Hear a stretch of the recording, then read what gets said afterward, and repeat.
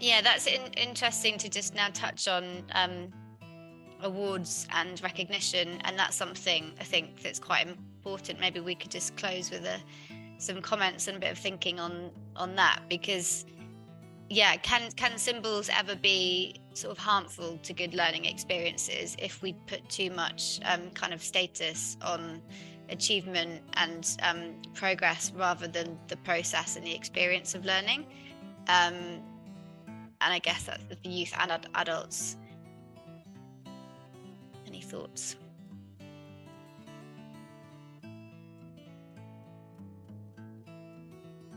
Not to end on a sort of negative, more of a negative, but a good challenge. Yeah, that's a challenging question, but I think it's a good one. I do think that we can overuse symbols, and I do think that we can we again, when you're talking about building a personal connection, that's a very careful process, right? Because you could easily build a personal connection in a way that you don't necessarily want. And so you want to consider that if they only see a symbol as attached to a learning experience or attached to an experience that was not optimal, then it becomes a different, there becomes a different meaning behind it.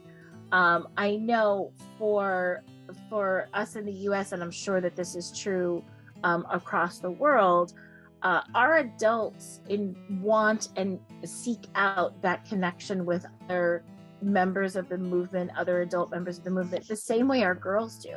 They are looking for that sisterhood, and they are looking for those like-minded individuals the same way that our girls are.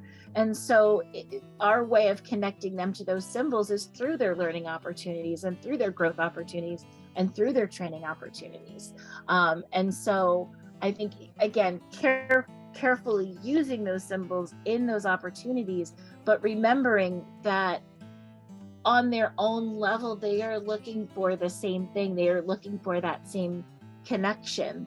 And they are just as proud to be a part of the movement as the youngest girls are, and making sure that we are honoring that and building on that is crucial in all aspects, not just in learning, but most, importantly in learning, but across the experience. Great. Okay. Well, I think that there's so much more that we could get into with symbols, and we've got lots of interesting questions in the chat too. So perhaps we might consider doing a kind of part 2 where we kind of get into this in a bit more detail. Just to honor everyone's time now, we will be sharing a video of this on the NFE Hub. And on YouTube, and promoting it. We'll put it on our kind of social media. So everyone that's contributed and listened to the questions, please do stay engaged and involved. There'll be lots of opportunities to comment online. And that's, again, we're really trying to build that kind of online community of practice and share learning with each other. So thank you so much. It's been fascinating listening and talking with everyone. Thanks everyone for joining.